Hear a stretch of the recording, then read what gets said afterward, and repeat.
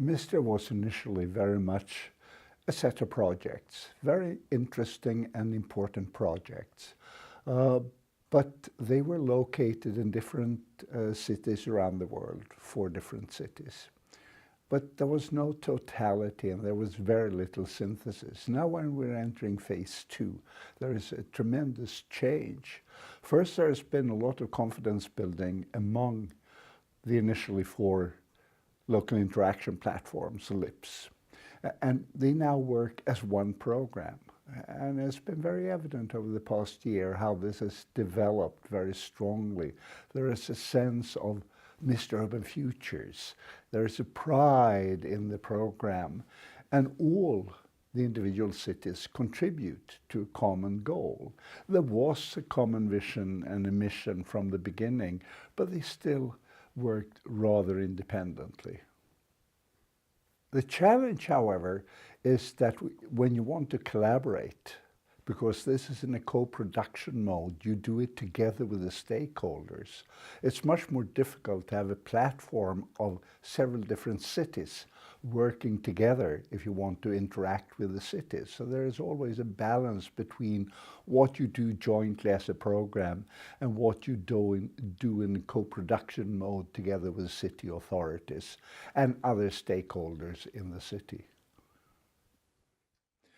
During the last year, we have also strengthened the Swedish platform in that we have accepted one more in the southernmost part of Sweden with a new university, which will become university towards the end of 2017, and is very active and very engaged. And there are a number of cities involved.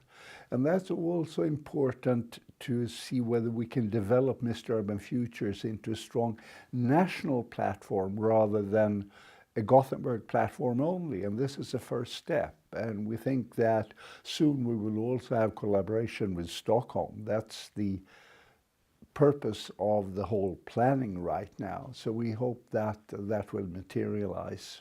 And this is interesting because those 3 cities or consortia, they competed for the original Mistra grant. So after a number of years, they were very disappointed, of course. Now they can contribute. Now they work very well together. And again, it's also coming together as a Swedish platform.